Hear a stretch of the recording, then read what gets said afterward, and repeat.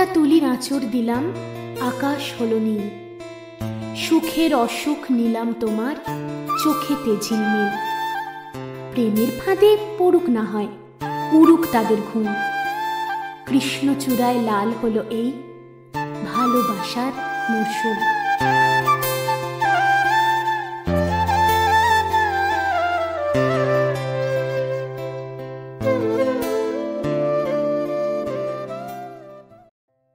নমস্কার ভালোবাসার মরশুমের বন্ধুরা, কেমন আছো সবাই?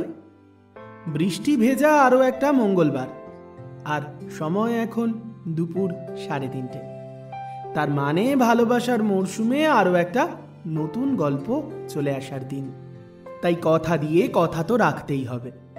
চলে এলাম আরও একটা নতুন গল্প নিয়ে। আর আজকের গল্পের নাম লাল নীল ভালোবাসা। এই গল্পের লেখক আমি নিজে, অর্থাৎ তোমাদের বন্ধু প্রীতম। আর আজ কিন্তু গল্প পাঠের দায়িত্বও আমার উপরেই পড়েছে। তবে আমার সঙ্গে আজ অন্যান্য চরিত্রে যারা অভিনয় করেছে তাদের মধ্যে তোমাদের প্রিয় বন্ধু অন্তরা তো আছেই, আর সঙ্গে রয়েছে চৈতালি, মধুমিতা এবং মিনহাজুল। চলো তবে আর বিলম্ব নয়, শুরু করা যাক গল্প। তবে দাঁড়াও, গল্প শুরুর আগে আরও একটা কথা মনে করিয়ে দিই। মনে আছে তো ভালোবাসার মরশুমের নতুন ভূতের গল্পের চ্যানেল ভূত চর্চার কথা? কি বলছো, চ্যানেলের লিঙ্কটাই পাওনি? তাহলে তো সাবস্ক্রাইব করতেও পারোনি। ঠিক আছে, এই গল্পের ডেসক্রিপশন বক্সে দিয়ে রাখছি ভূত চর্চা চ্যানেলের লিঙ্ক। সাবস্ক্রাইব করে নিও কিন্তু, কেমন? মনে রেখো, ওখানে কিন্তু আমরা প্রতি শনিবার রাত্রি 11টায় নিয়ে আসি একটা করে হাড় হিম করা ভূতের গল্প। চলো এবার আর সময় নষ্ট না করে শুরু করি আজকের গল্প। আজকের গল্প লাল নীল ভালোবাসা। এক্সকিউজ মি ম্যাডাম, আপনি একা এসেছেন? হ্যাঁ, ধরুন একাই এসেছি। কেন, প্রবলেম আছে? সরি ম্যাডাম, কাপল এন্ট্রি অনলি। একা একা ভিতরে ঢোকা যাবে না। আমি তো কাউকে ডিস্টার্ব করছি না। একটা পাব, মন্দির, মসজিদ, গির্জা তো নয় যে দম্পতি ছাড়া প্রবেশ নিষেধ। It's a rule ma'am, we are bound to follow that. আমাদের কিছু করার নেই ম্যাম, অথরিটির অর্ডার। আমরা অমান্য করতে পারি না। ও আচ্ছা, তার মানে একা মেয়ে হলে এই শহরে একটু আনন্দ করাও পাপ, নাকি এই শহরে একা থাকাটাই পাপের? যদি কেউ একা হয় তাহলে তার জন্য জীবনের সমস্ত আনন্দ বরাদ্দ নয়, এমনটাই বলতে চাইছেন, তাই তো? ডাকুন, আপনাদের অথরিটিকে ডাকুন তো। আমরা কিছু বলতে চাইছি না ম্যাডাম, এটাই পলিসি। তাছাড়া সব সময় তো হায়ার অথরিটি অ্যাভেলেবেল থাকেন না। আমাদের শুধুমাত্র নিয়ম মেনে চলতে হয় ম্যাডাম, প্লিজ ফরগিভ আস। গাড়িটা পার্ক করে পাবে ঢোকার মুখেই এমন একটা দৃশ্যের সম্মুখীন হবে ভাবতে পারেনি বিশাল। তবে মাত্র কয়েক সেকেন্ডেই বুঝে গেলেন পরিস্থিতিটা ঠিক কি। এক অবাঙালি নিরাপত্তা রক্ষাকর্মী একটি একা মেয়েকে পাবে ঢুকতে বাধা দিচ্ছে। আসলে এই শহরে পাবে ঢোকার এটাই নিয়ম, হয় যুগলে আসতে হবে, আর না হলে আসতে হবে দল বেঁধে। তাও আবার একটা মেয়ে একা, এ তো নিয়ম ভাঙার ছক। পরিস্থিতি সামাল দিতে এগিয়ে গেল বিশাল নিজেই। কি সমস্যা হয়েছে সিকিউরিটি? স্যার, ম্যাম একা এসেছেন, but without couple we are not able to allow. তাই আমাদের নিয়ম মেনে ম্যামকে রেজিস্ট করতে চাইছিলাম। ও তো আমার সাথেই আছে, একটু দেরি হয়ে গেল আসতে, তাই আগে পৌঁছে গেছে। সামান্য রেগে গেছে আমার ওপর, তাই একা একাই ঢুকে পড়তে চাইছিল। কিন্তু এখন তো আমি এসে গেছি, তাই problem solved. Are you sure sir? না মানে উনি সত্যি আপনার সঙ্গে? অবশ্যই, আমরাই তো একসঙ্গে বুকিং করেছিলাম। কেন, আমাদের দুজনকে ঢুকতে দিতেও আপনাদের আপত্তি আছে নাকি? এবার সিকিউরিটি খানিকটা দ্বিধাগ্রস্ত হয়ে অপ্রস্তুত অবস্থায় পড়ল। মাথা নেড়ে ভিতরে প্রবেশের সম্মতি জানালো। সেই মুহূর্তেই বিশাল নীলাক্ষীর দিকে তাকিয়ে ইশারায় বলল ভিতরে যাবার জন্য। চলো ভেতরে যাই। সরি, একটু লেট হয়ে গেছে। তার জন্য তুমি ওনাদের সঙ্গে ঝগড়াঝাটি শুরু করে দেবে? ওনাদের কথোপকথন শুনে অবাক হয়ে গেল সিকিউরিটি গার্ড নিজেও। আর অন্যদিকে চোখ বড় বড় করে তাকালো নীলাক্ষী। মুখে কিছু বলল না, মাথা হেঁট করে একটু ইতস্তত করে তারপর সাইড দিয়ে ঢুকে পড়ল পাবের ভিতরে। ভিতরে প্রবেশের পর যেন একটা অন্য জগতে চলে এসেছে নীলাক্ষী। আর ওকে অনুসরণ করে ভিতর পর্যন্ত পৌঁছে গেছে বিশালও। শান্তভাবে নীলাক্ষীর পাশে এসে দাঁড়ালো। পাবের ভিতরের জমজমাট মিউজিক আর আলো আঁধারি পরিবেশে পাশের মানুষটাকে স্পষ্ট করে কোথাও দেখা যাচ্ছে না, এমনকি শোনাও যাচ্ছে না তার কথা। তাই প্রায় কানের কাছে মুখ নিয়ে বিশাল বলল, ধন্যবাদটা তো পাও না, কি বলো? হ্যাঁ, ধন্যবাদ। দরজায় আটকে না গেলে হয়তো এমনটা করতাম না। বোঝাই যাচ্ছিল তোমার জন্য ভিতরে ঢোকাটা ইম্পর্টেন্ট। আমি শুধু সাহায্য করলাম। হ্যাঁ, ভিতরে আসাটা ইম্পর্টেন্ট ছিল ঠিকই, কিন্তু সাহায্যটা শুধুমাত্র আপনিই আমাকে করেননি, বরং আমিও আপনাকে করেছি। কাপল এন্ট্রি মানে আপনাকেও এখানে এন্ট্রি দেওয়া হতো না, কারণ আপনিও তো একাই ছিলেন, তাই না? তাই লাভ শুধুমাত্র আমার একার হয়নি, আপনিও কিন্তু লাভবান। তবে এটা জানিয়ে রাখি, আমি কারোর সাথেই আসিনি। মিথ্যে বলাটা শুধু পরিস্থিতির জন্য মেনে নিয়েছি। পার্সোনালি না মানতে পারলেও। একদম ঠিক বলেছেন, আমিও একা। কিন্তু আপনার সামান্য ভুল হচ্ছে। আমি একা থাকলেও আমার এন্ট্রিতে সমস্যা হতো না, কারণ আমি এখানকার প্রিভিলেজ কাস্টমার। যাই হোক, পরিস্থিতি কখনো কখনো অচেনাকেও আপন করে তোলে। ও আচ্ছা, বুঝতে পেরেছি। আসলে এই শহরে প্রিভিলেজ না হলে বোধহয় কোনো রকম আনন্দ উপভোগ করাটা অধিকারের মধ্যে পড়ে না, তাই তো? যাই হোক, আপনার নাম? বিশাল, বিশাল সাহা, ব্যবসা করি। আর তুমি? সামান্য চুপ করে গেল নীলাক্ষী। ছেলেটাকে দেখে স্মার্ট রিচ মনে হলেও ছেলেটার মধ্যে শিক্ষা দীক্ষার এতটুকুও প্রভাব নেই, সেটা খুব ভালো করেই বুঝতে পারছে ও। আসলে বোধহয় এটাই এখনকার যুগ। টাকা যার কাছে রয়েছে, সমাজের সমস্ত সম্মান তার পায়ের কাছে গিয়েই লুটোবে। এডুকেটেড মানুষজনেদের খুব একটা গুরুত্ব নেই, যতক্ষণ না তারা বড়লোক বলে সমাজে পরিচিত হচ্ছে। এই ছেলেটাও খানিকটা সেই ক্যাটেগরিতেই পড়ে। যাই হোক, নিস্তব্ধতা ভাঙে নীলাক্ষী। জবাব দেয়, নীলাক্ষী। ব্যাকগ্রাউন্ড সাদামাটা, সামান্য একটু আনন্দ করতে আজ এখানে এসেছিলাম। মামুলি একটা আইটি সেক্টরের কর্মী। বেরঙিন জীবনে একটু রং খোঁজার আশায় এসে পড়েছিলাম এখানে। রং তো পড়েছেই, দেখা যাক কি ছবি তৈরি হয়। কতটা রঙিন ছবি তৈরি হবে নীলাক্ষীর সঙ্গে বিশালের, সেটা তো সময় বলবে। তবে তার আগে নীলাক্ষীর বিষয়ে কিছু কথা আমি বলে রাখি। নীলাক্ষী বিশ্বাস খুব সাধারণ পরিবারের সাধারণ মেয়ে। ক্লাস 7-এ পড়তে বাবা মারা যান। কলকাতায় একটা প্রাইভেট কোম্পানিতে চাকরি করতেন। সম্বল বলতে গড়িয়াতে নিজেদের একটা একতলা বাড়ি আর সামান্য কিছু ব্যাংকে গচ্ছিত টাকা। বাবা মারা যাওয়ার পর মা বড় করে তুলেছেন নীলাক্ষীকে।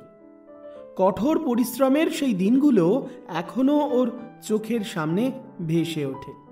বাড়ি থেকে প্রায় 7-8 কিলোমিটার দূরে একটা কেমিক্যাল ফ্যাক্টরিতে কাজ করতেন মা।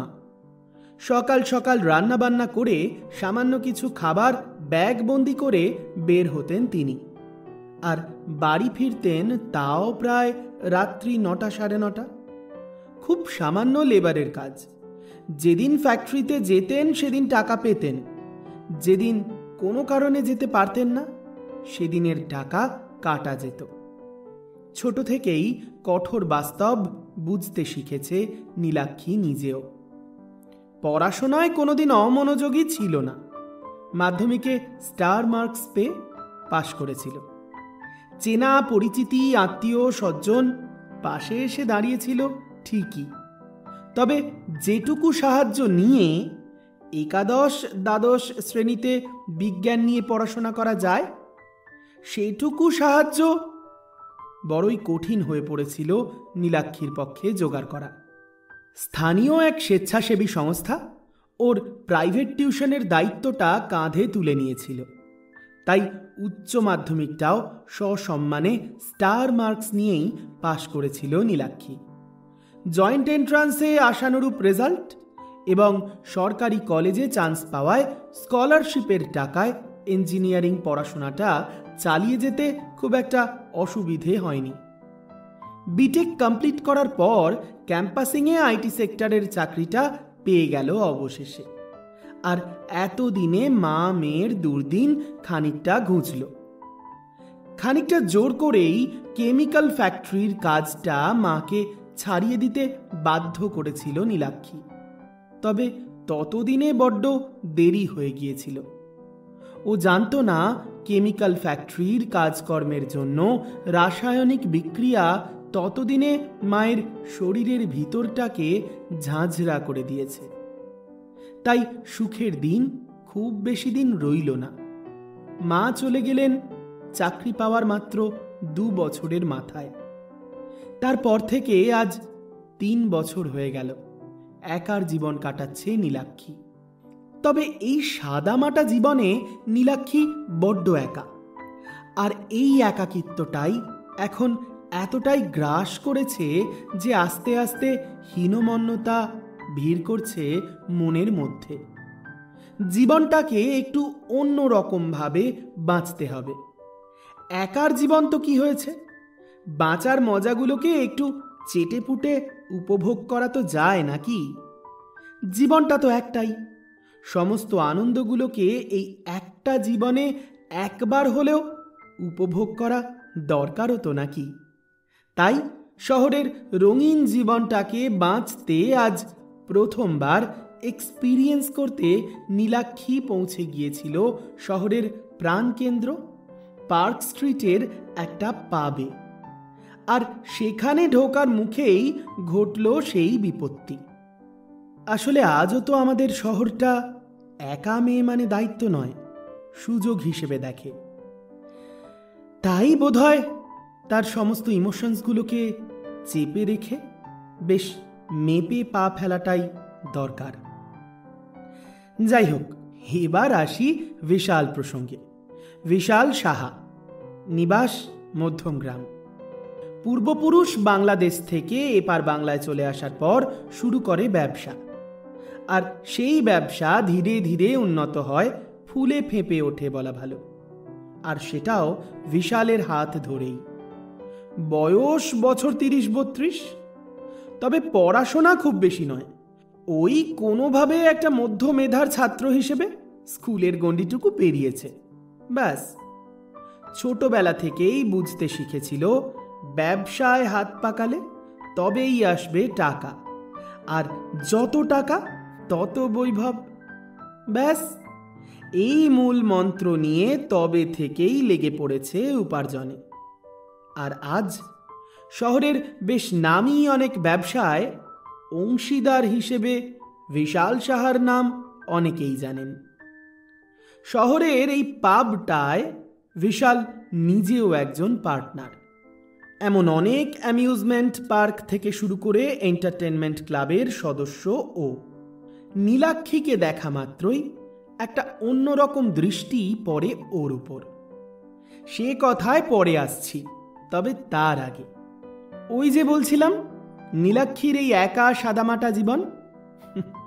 জানেন তো, এই জীবনেও ওর শত্রুর অভাব নেই। সে আপনারা গল্প একটু এগোতে থাকলে নিজেরাই বুঝতে পারবেন। ওর আসল শত্রু হচ্ছে ওর অধ্যাবসায় এবং ব্যক্তিত্ব। চাকরির জায়গায় নিজের কর্মদক্ষতা আর গুণে অনেক সিনিয়রদেরকেও পিছনে ফেলে দিয়েছে ও।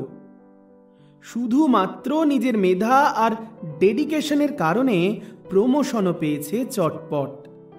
তাই পাড়া প্রতিবেশী থেকে শুরু করে অফিস কলিগ প্রত্যেকেই খানিকটা তির্যক দৃষ্টিতে দেখতে থাকে ওর এই আপাত উন্নতিটা।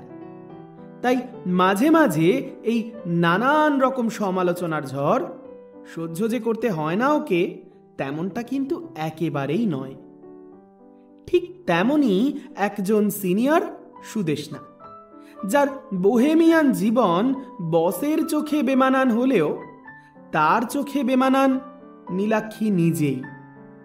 হঠাৎ এমন ভদ্র সভ্য মেয়েটাকে পাবে দেখে দু চার কথা শোনাতে ছাড়ল না সেও।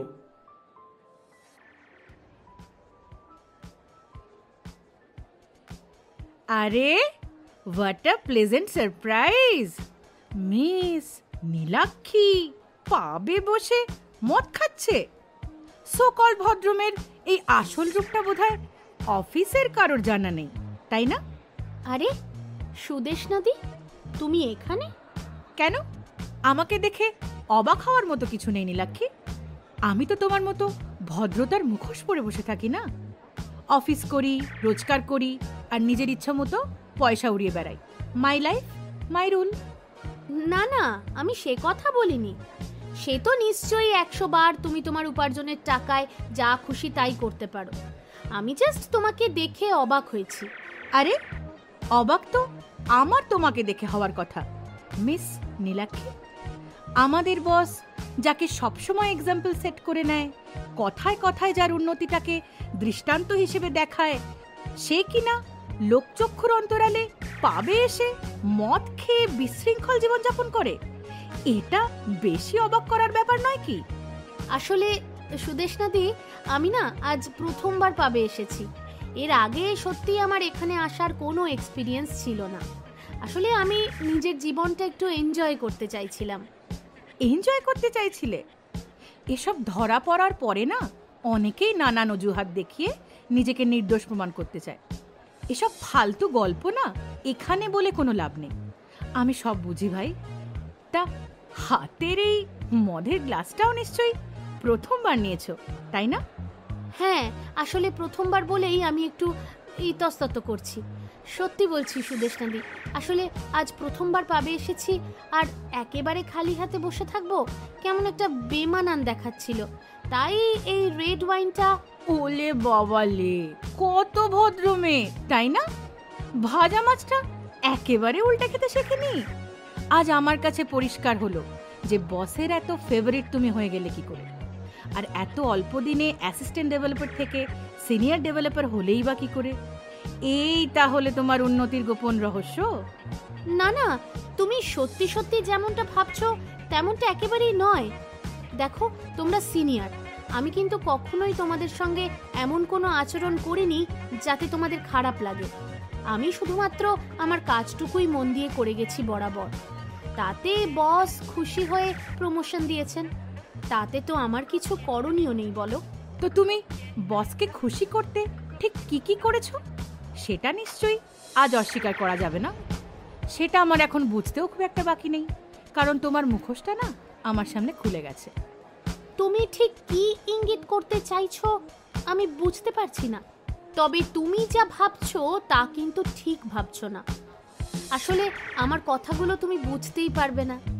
আমি ঠিক কেন আজ এখানে দাঁড়িয়ে রয়েছি তাও তোমাকে বললে তুমি বুঝবে না। তাই আমার মনে হয় তোমার কাছে বলা মানে অরণ্যে রোদন করা। Have a good day, enjoy করো তোমার মতো। তোমাকে আর আমাকে কিছু বোঝাতে আসতে হবে না, তুমিও তোমার মতো এনজয় করো। তবে আজকের পর থেকে না আর ওই ভদ্রতার মুখোশটা আমার সামনে পড়ে থেকো না, কেমন? মেজাজটা হঠাৎ করেই খারাপ হয়ে গেল, তাই খানিকক্ষণ ওয়াইনের গ্লাসটা হাতে করে এক মনে বসে থাকার পর বেখেয়ালে সেটা টেবিলের উপর রেখে উঠে দাঁড়ালো নীলাক্ষী। আর ঠিক তখনই আলাপ জমাতে চলে এলো বিশাল। এই যে মিস মিস নীলাক্ষী না কি যেন বলেছিলে, এটা তোমার জন্য এক গ্লাস অর্ডার করে দিলাম। Red wine, ladies favourite. আমি বলেছিলাম আমার জন্য কিছু আনতে। ধন্যবাদ, লাগবে না। আরে আরে, এত রাগ, এত সুন্দর মুখে রাগ ভালো লাগে না, জানো না? আপনি ঠিকঠাক থাকলে কথা বলুন। খুব ভালো করেই বুঝতে পারছি যে আপনি এখন স্বাভাবিক অবস্থায় নেই। Please keep a safe distance. বাবা, আবার ইংরেজি শিক্ষিত। তুমি জানো আমি কে? এই ক্লাবের টপ ফ্লোরে আমার রুম বুক থাকে সব উইকেন্ডে। চলো না, একবার দেখে আসবে। আপনি কি বলছেন ঠিক বুঝতে পারছি না। আরে বোঝোই তো, সবাই আসে একটু রিল্যাক্স করতে। তুমি তো বলেছিলে তুমি একা, আমিও একা, তো চলো একসাথে। স্টপ ইট, থামুন আপনি, এবার কিন্তু বাড়াবাড়ি করে ফেলছেন। এই শোনো, তোমার মতো মেয়েদের একা পাবে আসার কারণ আমি বুঝি না ভেবেছ? একটু মজা না করলে জীবনটাই বৃথা। ভয় পেও না, আমি খুব জেন্টলম্যান। আপনি পাগল নাকি? এইসব বাজে প্রস্তাব আপনি কাকে দিচ্ছেন? আরে ড্রামা করো না তো। তুমি চাও বলেই তো আমি এগোলাম। তোমার সিগন্যাল না থাকলে। চুপ করুন, একদম চুপ। কথাটা বলেই আর নিজেকে কন্ট্রোলে রাখতে পারল না নীলাক্ষী। সজোরে নিজের ডান হাতটা চালিয়ে দিল সামনে দাঁড়িয়ে থাকা লোকটার বাঁ গালে। বিশাল খানিকটা হক চকিয়ে পিছিয়ে গিয়ে দাঁড়ালো 2 পা। তারপর রাগে গড়গড় করতে করতে কটমট করে তাকালো নীলাক্ষীর দিকে। এটা জেন্টলম্যানের জন্য, আর একবার আমার দিকে এমন ভাবে তাকালে চোখ উপড়ে নেব। তুমি জানো না তুমি কার সঙ্গে কথা বলছো? আমি জানি, একজন নোংরা বিকৃত মানসিকতার লোকের সঙ্গে। পুলিশ ডাকতে হবে? ভয়ঙ্কর রকমের অপমানিত বোধ করে বিশাল, আর তার সঙ্গে মাথার ভিতর দাউ দাউ করে জ্বলতে থাকে প্রতিশোধের আগুন। পুরো ঘটনাটা খুব সামনে থেকে প্রত্যক্ষ করে ঋতুলাল। এগিয়ে আসে ও। কি হচ্ছেটা কি এখানে? আপনি ওনাকে হ্যারাস করছেন কেন? তুমি কে? কোথা থেকে এলে? আমি যেই হই না কেন, আপনার মতো লোকেদের মুখোশ আমি টেনে খুলে দিতে জানি। তুমি জানো আমি কে? এই ক্লাবের পার্টনারদের একজন আমি।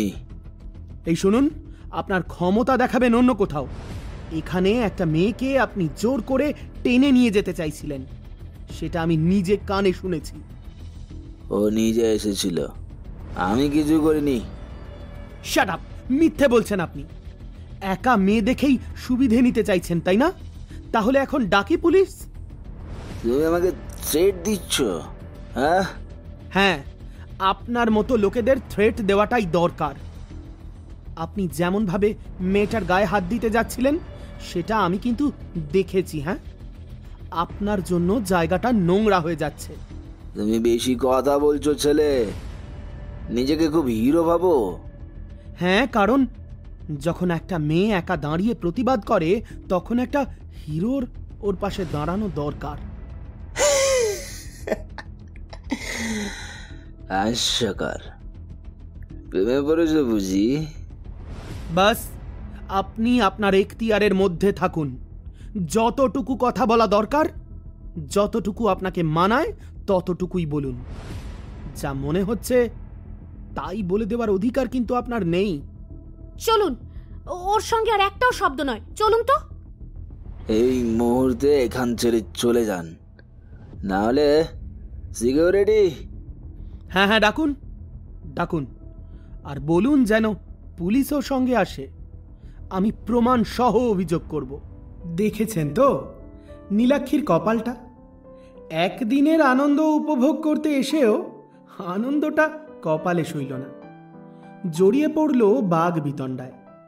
তবে এমন একটা পরিস্থিতির মধ্যে পড়তে ও মোটেই রাজি নয়, তাই নিজেকে দ্রুত সরিয়ে নিল সেখান থেকে। সঙ্গে ওর হয়ে প্রতিবাদ করা অজানা অচেনা ছেলেটাকেও ওখান থেকে টেনে আনার চেষ্টা করল। মাথায় রাগের আগুন জ্বলছে, তাই হন্তদন্ত হয়ে বেরিয়ে এলো পাবের বাইরে। আর ওর পিছন পিছন ছুটে বেরিয়ে এলো ঋতুলাল নিজেও। এক্সকিউজ মি, আপনি প্লিজ মাথাটা ঠান্ডা করুন, শুনুন আমার কথাটা। না, শুনতে চাই না, প্লিজ ডোন্ট ফলো মি। ঠিক আছে ঠিক আছে, আপনি মানে তুমি কিন্তু একা। ভিতরে যেটা হলো সেটা দেখে আমার মাথার ঠিক ছিল না, তাই আমি যা নয় তাই বলে দিয়েছি ওই ভদ্রলোককে। প্লিজ তুমি মাথা ঠান্ডা করো। ওই লোকটাকে আর ভদ্রলোক বলো না প্লিজ। আর পরিস্থিতিটা যখন তুমি নিজের সামনে থেকে দেখে ফেলেছো, তাহলে নিজের মতো করে নিশ্চয়ই আমাকে জাজ করাও শুরু করে দিয়েছো, তাই তো? আরে না না, কিচ্ছু জাজ করিনি, শুধু জানি কেউ ওভাবে কারোর সঙ্গে বিহেভ করতে পারে না। কেন, তুমি কে?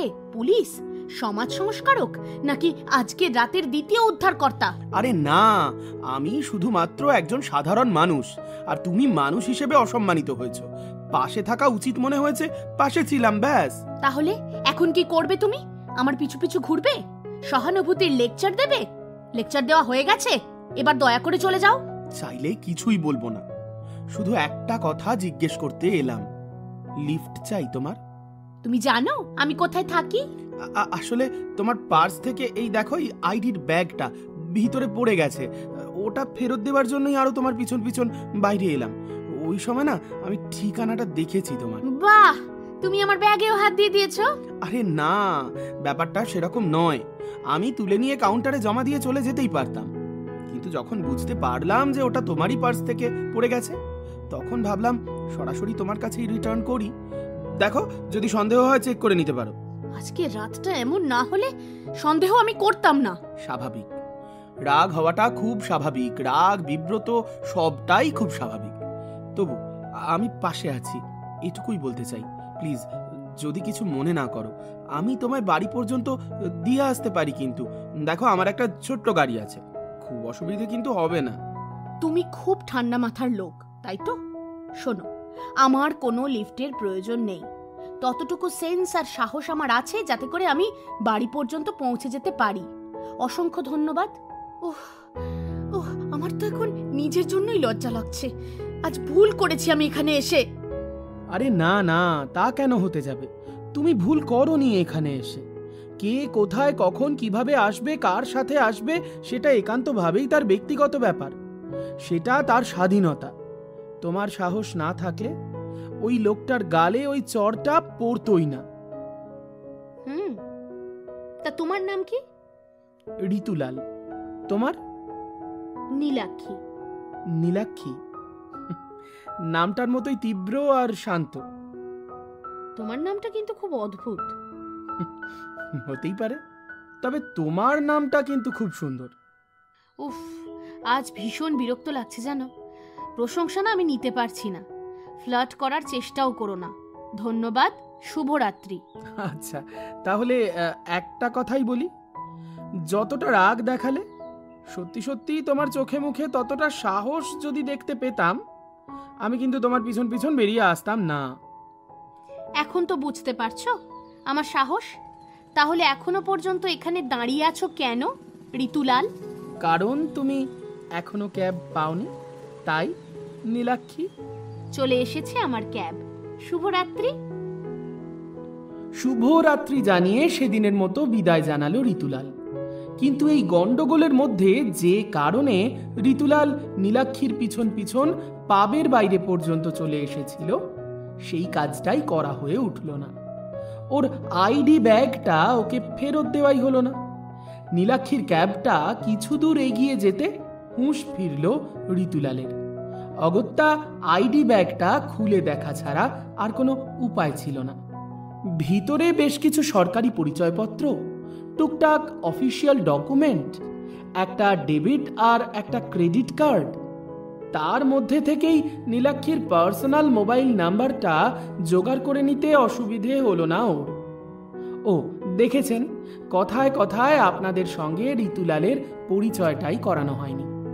না না, খুব একটা লম্বা চওড়া পরিচয় দেওয়ার মতো পার্সোনালিটি একেবারেই ও নয়। সাউথ কলকাতায় যাদবপুরের কাছে একটা অ্যাড এজেন্সিতে ক্রিয়েটিভ রাইটার হিসেবে কাজ করে। তার সঙ্গে টুকটাক গ্রাফিক্সের কাজকর্ম আর সুযোগ পেলে ফ্রিল্যান্সিং। ব্যাস, এভাবেই ওর একার জীবন কেটে যায়। বেশ অনেক ছোটবেলাতেই বাবা মাকে হারিয়ে দিদা দাদুর কাছে মানুষ হয়েছে ও। শেষ সাথী বলতে দিদাই বেঁচে ছিলেন। তিনিও অবশেষে ছেড়ে চলে যেতে এখন ঋতুলাল নিজেও একা। যাই হোক, এবার তো ঋতুলালকে একবার নীলাক্ষীর নাম্বারে ফোন করতে হবে নাকি? ওমা, না হলে ওর গুরুত্বপূর্ণ ডকুমেন্টস, ওই আইডি ব্যাগটা সহ ফেরত দেবে কি করে?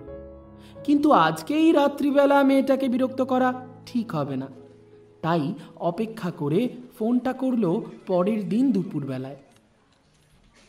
হ্যালো। হ্যালো নীলাক্ষী, হ্যাঁ আপনি? আমি ঋতুলাল। গতকাল রাতে ডিস্কোর বাইরে। ও হ্যাঁ, চিনতে পেরেছি। বলুন কি প্রয়োজন? হঠাৎ করে ফোন করলেন কেন? একটু ডিস্টার্ব করছি হয়তো, তবে একটা ছোট কাজ ছিল। হ্যাঁ বলুন। গতকাল তোমার আইডির ছোট্ট যে ব্যাগটা, ওটা তো আমার কাছেই রয়ে গেছে। বুঝতেই পারোনি মনে হয়, কথায় কথায় একদম ভুলে গেছি তোমায় ফেরত দিতে। আসলে ওটা ফেরত দিতেই কিন্তু তোমার পিছন পিছন ডিস্কোর বাইরে পর্যন্ত এসেছিলাম, কিন্তু তারপর তুমি ভীষণ রেগেছিলে আর আমিও ভুলে গেলাম। হ্যাঁ সত্যি তো, ওটা তো খুব দরকারি। আমার credit card, debit card, ID card সব তো ওর ভেতরেই আছে। হ্যাঁ, সেই জন্যই ভাবলাম ফোন করি।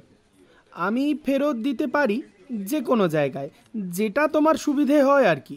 আমার অফিসে এসে দিয়ে যেতে পারবে প্লিজ? সেক্টর 5 এর ইলেকট্রনিক্স কমপ্লেক্সের কাছেই আমার অফিস। তুমি যদি কিছুক্ষণ সময় বের করতে পারো তাহলে কিন্তু একটা ক্যাফেতে দিয়ে আসতাম। আসলে আমার অফিসটা তো সাউথে, আর তাছাড়া আমার অফিস থেকে বের হতে বেশ লেট হয়, তাই আমার পক্ষে সেক্টর 5 পর্যন্ত পৌঁছানো একটু ডিফিকাল্ট আর কি। শুধু ব্যাগটা ফেরত দেওয়ার জন্য? শুধু ব্যাগটা ফেরত দেওয়ার জন্য। চাইলে তুমি সিট পর্যন্ত না এসে দরজায় দাঁড়িয়েও নিয়ে যেতে পারো। ঠিক আছে, কোথায়? সাউথ সিটির কাছে একটা ক্যাফে আছে, কফি শেড। সন্ধে 6টা চলবে? সন্ধে 6টা ঠিক আছে, আমি আসবো। ও তুমি ভেবো না, কোনো চাপ নেই। শুধু ফেরত দেওয়াটাই ব্যাপার ছিল। ফেরত নিয়ে তুমি তোমার রাস্তায় আর আমি আমার রাস্তায়। ঠিক আছে, আমি বুঝতে পেরেছি। দেখা হলে ব্যাগটা নিয়ে নেব, ব্যাস। ঠিক আছে, ধন্যবাদ সময় দেওয়ার জন্য। ধন্যবাদ তোমাকেও, ব্যাগটা তোমার কাছে রেখে দেওয়ার জন্য। তাহলে সন্ধেয় দেখা হচ্ছে। হ্যাঁ, হ্যাভ আ গুড ডে। তোমাকেও। নীলাক্ষী তাড়াতাড়ি অফিস শেষ করে বের হতে যাবে, ঠিক তখনই আবার হাজির অফিসিয়াল শত্রু, অর্থাৎ ওই সুদেশ নাদি। তা আজকে হঠাৎ বিকেল গড়াতে না গড়াতেই রাধিকার মন উচাটন কেন? আজও বুঝি কোনো গোপন অভিসারে যাওয়া আছে? এটা তুমি কেমনভাবে কথা বলছো সুদেশনাদি? এমনিতেই বিকেল নয়, এখন প্রায় সন্ধে 6টা বাজতে চললো। আর তাছাড়া আমাকে আজকে একটু সাউথের দিকে যেতে হবে, একটা কাজ আছে, তাই একটু তাড়াতাড়ি বেরিয়ে পড়বো, তাই আর কি। কিন্তু ম্যাডাম, তাড়াতাড়ি যাওয়া তো হবে না। একটু মেলটা চেক করে দেখো, বসের ঘরে আজ একটা জরুরি মিটিং আছে, ঠিক 6টা থেকে। ও সরি, আমি খেয়াল করিনি। ঠিক আছে, I will be on time. খেয়াল করনি নাকি ইচ্ছে করে এড়িয়ে গেলে? সুদেশনাদি, আমি আমার রেসপন্সিবিলিটি কখনোই কিন্তু ইচ্ছে করে এড়িয়ে যাওয়ার মানুষ নই, সেটা তুমি খুব ভালো করেই জানো। হ্যাঁ জানি তো, কিন্তু হ্যাংআউটের নেশা সেটা যে বড় কঠিন নেশা ভাই। সন্ধে হলেই মনটা ঠেকে যাই করে, তাই না? গলায় একপাত্র না পড়লে মনটা বড় বিষণ্ণ লাগে, সেটা তো আমি বুঝি। ভুল করছো তুমি। কাল রাত্রে আমি গিয়েছিলাম ঠিকই, কিন্তু ওটা আমার প্রত্যেক দিনের অভ্যাস নয়। আর তাছাড়া আমি কাল কেন গিয়েছিলাম, কি প্রয়োজনে গিয়েছিলাম, সে কৈফিয়ত তোমাকে নিশ্চয়ই দেব না। তোর কাছে না কোনো কৈফিয়ত চাইনি রে। শুধুমাত্রই ভদ্র মানুষের মুখোশ পরে থাকার যে চেহারাটা রয়েছে তোর, সেটা আর পরে থাকিস না। অত নাটক না আমি নিতে পারি না। নিজের মুখ সামলে কথা বলো। আমি নাটক করি না, আর কাউকে জবাবদিহি করতে পছন্দও করি না। বয়সে তুমি আমার থেকে সিনিয়র হতে পারো, কিন্তু এটা কাজের জায়গা। এখানে কাজটাই আমাদের আসল আইডেন্টিটি তৈরি করে। সেখানে আমি কিন্তু তোমার থেকে সিনিয়র।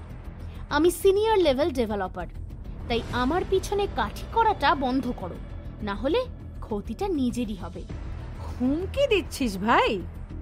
ঠিকই তো, হাতি পাকে পড়লে মশা এসেও লাথি মারে।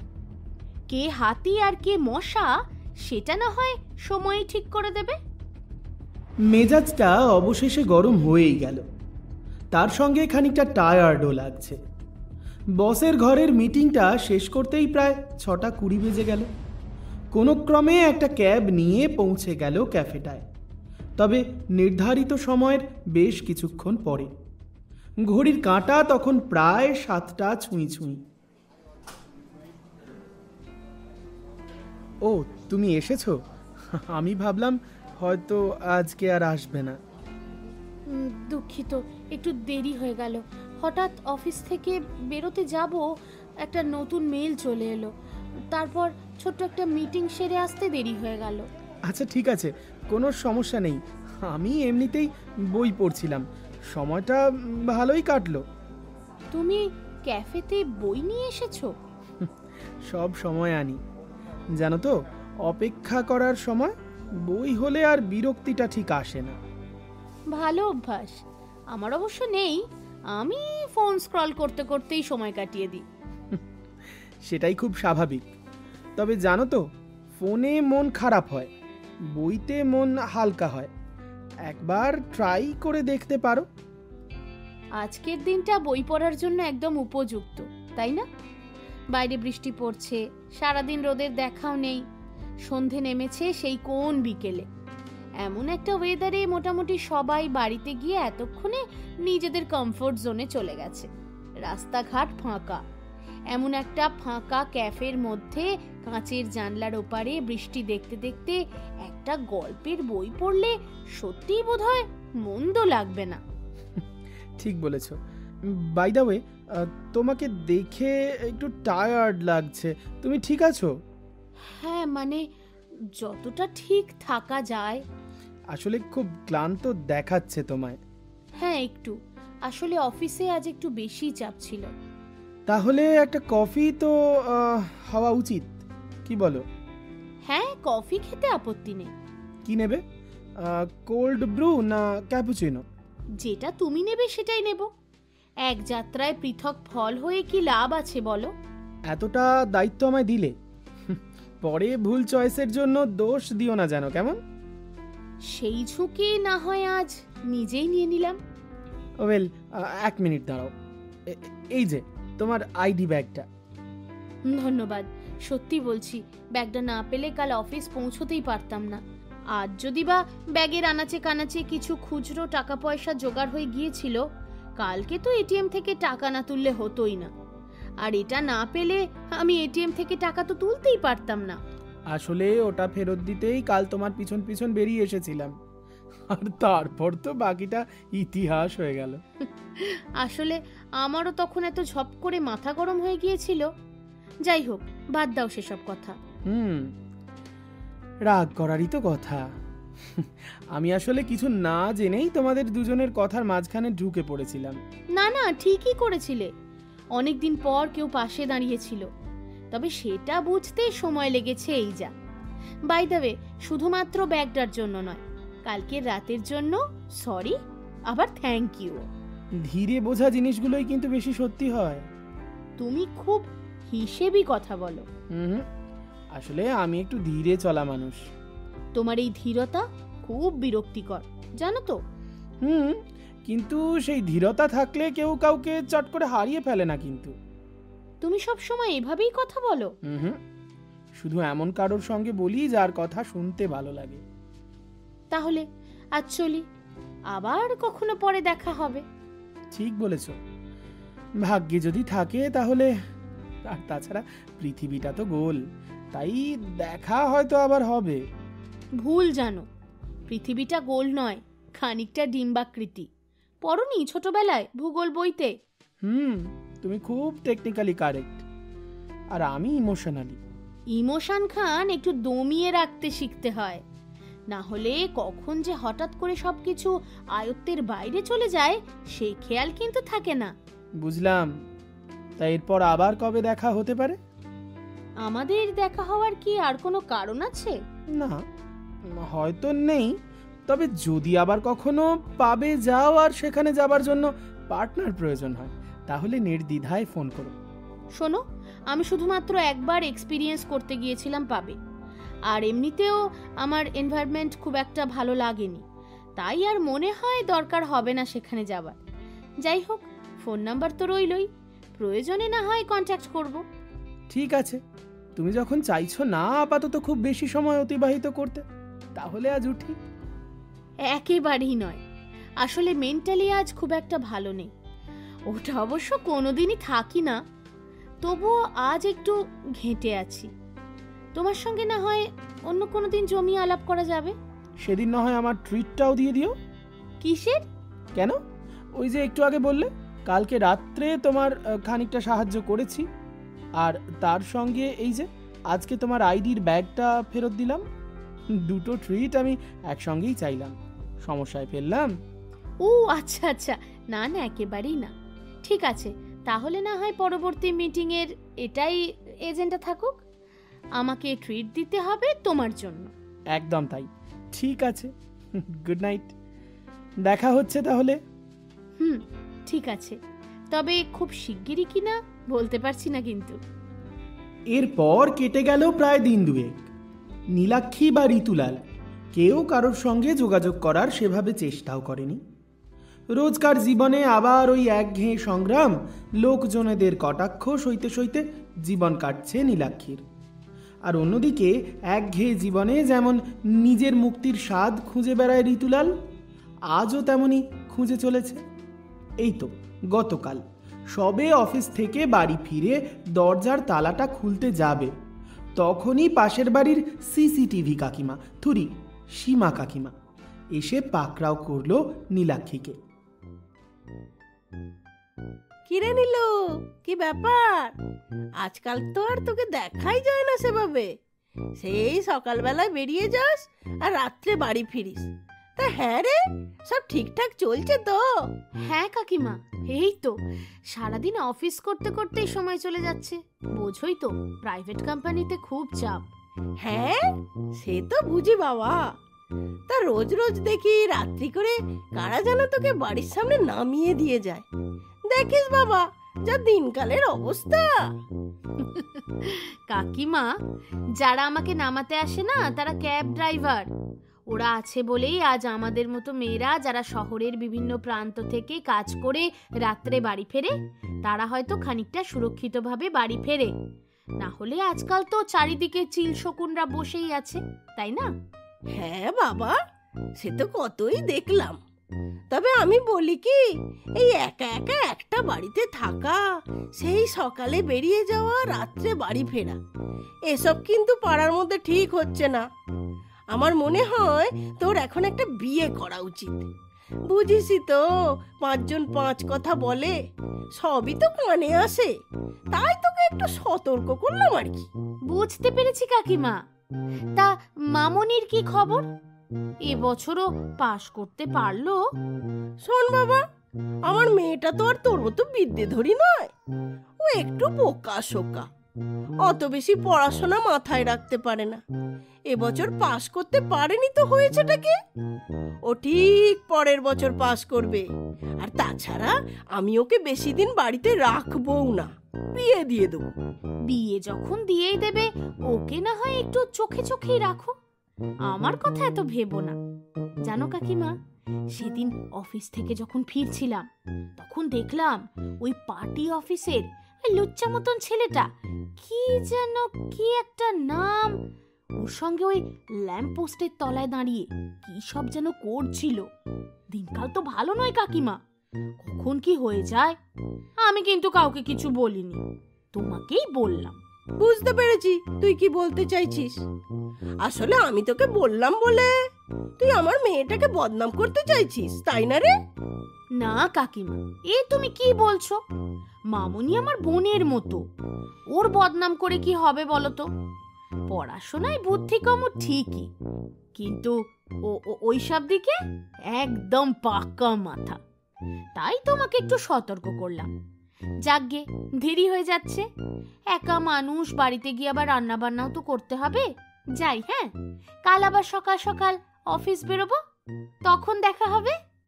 এই এত জটিলতার পৃথিবীতে একটা সত্যিকারের বন্ধু কি খুঁজে পাওয়া যায় না? মানসিক শান্তির জন্য একটা মানুষকেও কি পাশে পেতে পারে না নীলাক্ষী? ঘরে বাইরের এই জীবন জীবিকার দ্বন্দ্ব আর নিতে ভালো লাগছে না ওর। সদ্য পরিচিত ঋতুলালকে বেশ অন্যরকম মনে হয়েছে আর 5 জনের থেকে। ছেলেটার মধ্যে একটা অদ্ভুত সরলতা রয়েছে। দূরত্ব বজায় রেখেও দায়িত্ব পালনের যে কর্তব্যজ্ঞান, ঋতুলালের মধ্যে সেটা রয়েছে। আর সেই গুণটাই ছেলেটাকে আর 5 জনের থেকে আলাদা করে দিয়েছে। নীলাক্ষী তবে কি প্রেমে পড়েছে ওর? না না, বোধহয় ততটা ভাবা এখনই ঠিক হবে না। তবে একটা সফট কর্নার যে তৈরি হয়েছে সেটা তো আর বলার অপেক্ষা রাখে না। তাই প্রথম ফোনটা করেই ফেলল নীলাক্ষী। হ্যালো। হ্যালো ঋতু, খুব ব্যস্ত আছো? না, একদম না, বলো কি খবর? একটা কথা ছিল, মানে তুমি আজ একটু সময় বের করতে পারবে? আজ? মানে তুমি কি দেখা করতে চাইছো? হ্যাঁ, মানে যদি পারো, শুধু একটু কথা বলতে ইচ্ছে করছে। তুমি বললে যে কোনো দিনই পারি। কোথায় আসবো? ওই যে ক্যাফেটা মনে আছে, যেখানে সেদিন বই পড়ছিলে? একদম মনে আছে। কটায় বলো? 6টার পরে আমি যেতে পারবো, তুমি এলে ভালো লাগবে। নির্ধারিত সময়ে আমি ঠিক পৌঁছে যাব, অপেক্ষাও করব। সেদিন ইচ্ছে করেই অফিস থেকে একটু তাড়াতাড়ি বেরিয়ে পড়ল নীলাক্ষী। চারিদিকের এত নেগেটিভিটি আর নিতে পারছে না। এবার একটু প্রাণ খুলে বাঁচতে হবে। ঋতুলাল ছেলেটাকে খুব একটা জটিল মনে হয়নি।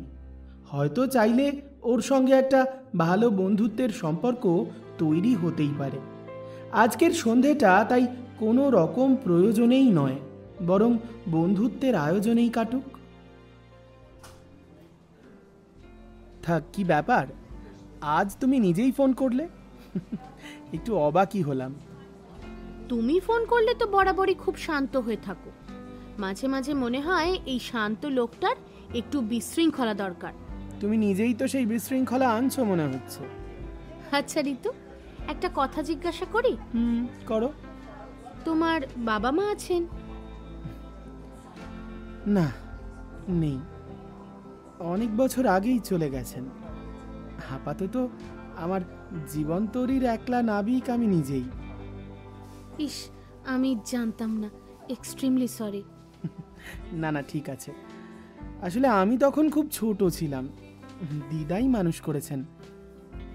তারপর একাই জীবন চালাতে শিখে গেছি। দিদা এখনো আছেন? 3 বছর আগে উনিও চলে গেছেন। যা, আমার মা গত বছর চলে গেলেন, বাবা অনেক আগে। আমি তখন ক্লাস 7। তার মানে তুমি বোধহয় খানিকটা একা একাই বড় হয়ে গেছো মনে হচ্ছে। মা ছিল ততদিন পর্যন্ত ঠিকই ছিল, অসুবিধার কিছুই ছিল না। তারপর থেকে একাই সব, রান্না, পড়াশোনা, সংসার, বেঁচে থাকা। তুমি যেভাবে নিজেকে গুছিয়ে রেখেছো সেটা কিন্তু সত্যি অবিশ্বাস্য। সবাই ভাবে আমি স্ট্রং, কিন্তু মাঝে মাঝে এত ক্লান্ত লাগে যে কারো সামনে বসে শুধু চুপ করে থাকতে ইচ্ছে করে। তুমি এখন ঠিক সেই কাজটাই মনে হচ্ছে করছো আমার সামনে, তাই তো? হ্যাঁ, আজ তোমার সামনে চুপ করে বসে থাকতে ভালো লাগছে।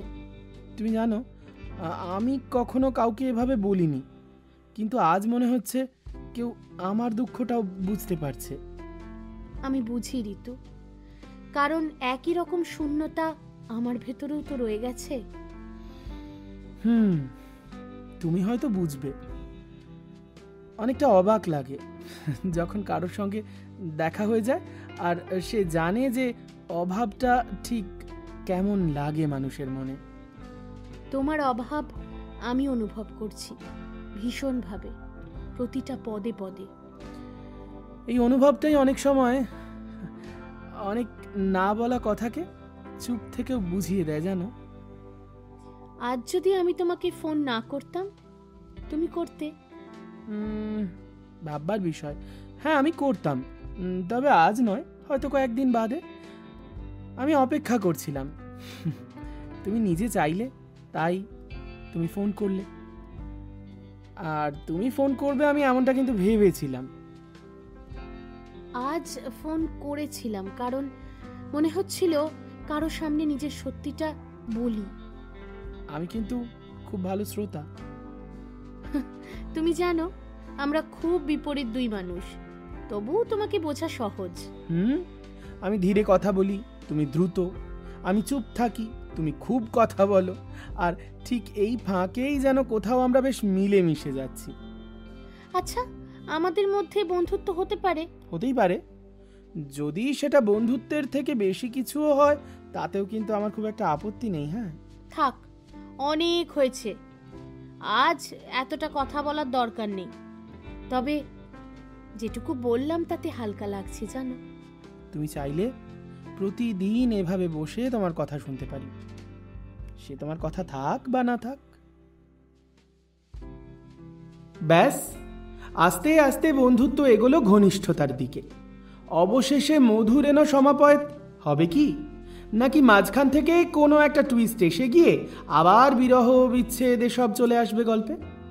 ওই দেখেছেন, ভয় পেয়ে গেলেন তো? দাঁড়ান দাঁড়ান, শেষ পর্যন্ত অপেক্ষা করুন। আরে বাবা, বলেছি না এখন পুরোপুরি বর্ষার ওয়েদার চলছে। এমন ঝমঝমে বৃষ্টির প্রেম প্রেম ওয়েদারে বিরহ বিচ্ছেদ ভালো লাগে নাকি? জানি তো, হ্যাপি এন্ডিংয়ের জন্য অপেক্ষা করছেন। ঈদের গল্পেও খানিকটা তেমনই হবে মনে হচ্ছে জানেন। তবে তার আগে একটু দুঃখের অশ্রু বইবে না তাই কি হয়? এক্ষেত্রেও তেমনটাই হচ্ছে। দেখতে দেখতে চলে এলো নীলাক্ষীর জন্মদিন। আর আজকের দিনটা সব থেকে বেশি দুঃখের ওর কাছে। কারণ একটাই, মা চলে যাওয়ার পর থেকে এই দিনটা উদযাপন করার মতো কাছের মানুষ আর নেই। তাই নিয়ম করে এই দিনটায় অফিস যায় না ও ঠিকই, তবে আজকাল আর স্পেশাল কিছুও করে না।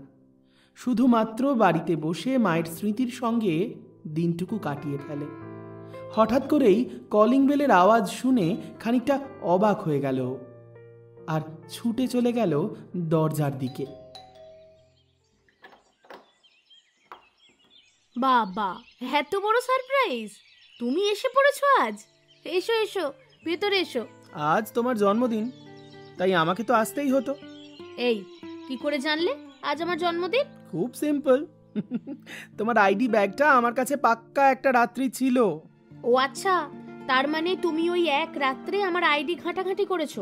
অন্যায় করেছি, ক্ষমা করে দিন আপাতত। তোমার মুখ দেখে মনে হচ্ছে জন্মদিনটা খুব একটা স্পেশাল যাচ্ছে না। না, আজকাল কিছুই স্পেশাল লাগে না। তোমার জন্য না ছোট্ট একটা জিনিস এনেছি, খুলবে? না থাক, এখন মন চাইছে না। তুমি বরং বসো, কিছু একটা রান্না করে আনি আমি। ঠিক আছে, তোমার যা ইচ্ছে। তুমি এসেছো, এটাই যথেষ্ট। তবে আমি কিন্তু যেটা নিয়ে এসেছি সেটা দেখলে তোমার মন ভালো হয়ে গেলেও যেতে পারে। একবার খুলেই দেখো না। তুমি না এক একটা ব্যাপারে বড্ড নাছোড়বান্দা হয়ে ওঠো। ঠিক আছে, তাও দেখি কি এনেছো। এই নাও। ওরে বাবারে, টিফিন কৌটো! কি কি আছে এর মধ্যে? আস্তে আস্তে, একটু সাবধানে খুলবে কিন্তু, না হলেই পড়ে যেতে পারে। বাবা, কি এনেছো এমন পড়ে যেতে পারে? এনেছি তোমার জন্য বোম এনেছি, বোম। খুললেই দুম। আরে বাস, পায়েস! তুমি কি করে জানলে আমার পায়েস ফেভারিট? কই, জানতাম না তো। আজ তোমার জন্মদিন, তাই ভাবলাম একটু পায়েস রান্না করে নিয়ে আসি। জানো তো, আজকের দিনটায় মা পায়েস রান্না করত। আমি খুব ভালোবাসি পায়েস খেতে, বেশি মিষ্টি, ঘন দুধ আর কাজু কিশমিশ। ঠিক তেমন ভাবেই তৈরি করে এনেছি। কি কোইন্সিডেন্স বলো? ঠিক বলেছ। আজ তোমাকে এত শান্ত দেখাচ্ছে কেন? বেশ চুপচাপ, অন্যদিন তো অনেক কথা বলো। আজ তোমার মুখে শুনতে এসেছি। সব সময় নিজের কথা বললে সেটা তো শোনা হয়ে ওঠে না। তবে শোনো, মা মারা যাওয়ার পর এই প্রথম কেউ আমার জন্মদিনে এলো, তাও আবার পায়েস সাথে করে। তুমি জানো, আমি শুধু তোমার জন্যই এসেছি কিন্তু। আচ্ছা, তুমি কি আমাকে পছন্দ করো ঋতু? তোমাকে ছাড়া কিছুই আর ভালো লাগে না, এটুকু বলাই কি যথেষ্ট হবে? তুমি চলে গেলে খুব মন খারাপ হয়ে যায় জানো। তাহলে রইলাম, আজ কাল যতদিন তুমি চাও। শুধু থাকলেই তো আর হবে না, যে এত ভালো পায়েস রান্না করতে পারে সে নিশ্চয়ই আরো অনেক কিছুই রান্না করতে পারে। পারে তো। ভাত, ডাল, আলু পোস্ত থেকে বিরিয়ানি, সব কিছু। ব্যাস, পার্মানেন্ট রাঁধুনি তো পেয়ে গেলাম। এই একটা গল্প বলি, শুনবে? বলো। শোনো, একটা ছেলে ছিল, ভীষণ একা। বাড়িতেও ওর কেউ ছিল না। নিজের রান্না বান্না, জামা কাপড় কাচা, ঘর গুছোনো সব কাজ নিজেকেই করতে হতো। প্রচুর খাটাখাটনি হতো। ইস, আহারে। তারপর আর কি, তারপর সেই ছেলেটা একজনের প্রেমে পড়লো। বাহ, তাই নাকি? আর তারপর থেকে এখন সে একার নয়, তাদের দুজনের জামা কাপড় কাচে, বাসন মাজে, রান্না করে। তুমি না অসভ্য। জানি তো। আজকের গল্প লাল নীল ভালোবাসা এই পর্যন্তই। যদি গল্পটা ভালো লেগে থাকে তাহলে চটপট একটা লাইক আর কমেন্ট করে জানিয়ে দিতে কিন্তু ভুলো না। আর যদি আমাদের চ্যানেলে নতুন হও তাহলে কিন্তু সাবস্ক্রাইব করার জন্য একটা রিকোয়েস্ট অবশ্যই করব। আর নোটিফিকেশন পাওয়ার জন্য বেল আইকনটাও প্রেস করে দিও। কি বলছো, গল্পটা ভালো লাগেনি তাই তো? ঠিক আছে, ডিসলাইক দিয়ে দাও, কোনো ব্যাপার নয়। চলো এবার চলে আসি গত পর্বে যে 10 জন সঠিক উত্তরদাতা সঠিক উত্তর দিয়েছিলে তাদের নাম ঘোষণায়। তারা হলে রিয়া দাস, স্নেহা দাস, বিশ্বজিৎ ঘোড়াই, ঈশানী ঘোষ, মোহিনী ভট্টাচার্য, সঞ্জয় দাস, শান্তনু বর্মন, উজ্জ্বল, মনীষা সরকার, শেখ হাফিজুল, ঝুমা মণ্ডল, মোনালিসা দত্ত, সোনালী চক্রবর্তী, রচনা সামন্ত, মাম্পি সর্দার সহ অনেকেই। এবার চলে আসবো আজকের প্রশ্নে। তবে তার আগে আরও একবার মনে করিয়ে দিই, ভালোবাসার মরশুমের নতুন ভেঞ্চার ভূত চর্চা, ভূতের গল্পে সমৃদ্ধ একটা নতুন ভূতের গল্পের চ্যানেল।